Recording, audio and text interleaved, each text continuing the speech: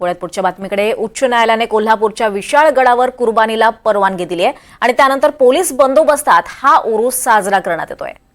कुर्बानीसाठी जे नियम होते त्या नियमाखाली हा उरूस पार पडतोय।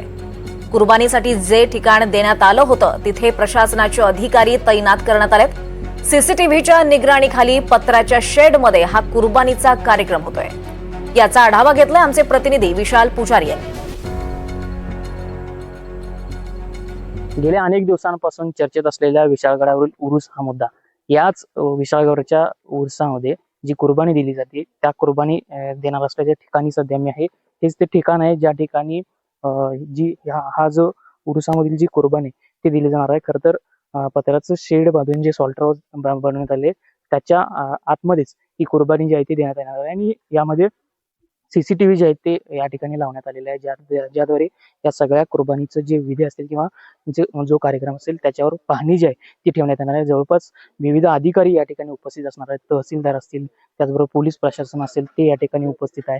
खर तर कोर्टाने जे नियम दिलेले आहेत, जे आदेश दिलेले आहेत त्याचं पालन करूनच हा जो संपूर्ण या ठिकाणचा कुर्बानीचा जो विधी असेल, जो कार्यक्रम असेल तो पार पडणार आहे। कोर्टाने जी जागा दिलेली आहे ती जागा सुद्धा हीच आहे आणि याच ठिकाणी आता सध्या या संपूर्ण विशाळगडाचा उरूस जो आहे त्या उरुसाचा जे कुर्बानीचा जो संपूर्ण विधी आहे तो पार पडणार आहे। खर तर विशाळगडावर जी परवानगी आहे 9 ते 5 ही पर्यटक असतील, भाविक असतील यांना परवानगी आहे, त्या परवानगीच्या वेळेतच हा जो संपूर्ण कार्यक्रम आहे तो पार पडणार आहे।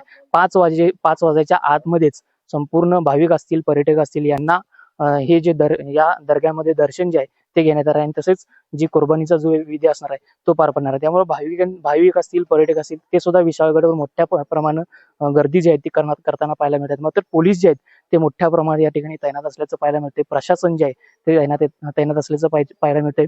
अनुचित कोणताही प्रकार जो आहे तो घडू नये याची खबरदारी जी आहे ती प्रशासन घेत असल्याचं पाहायला मिळते। विशाल पुजारी, NDTV मराठी, विशाळगड।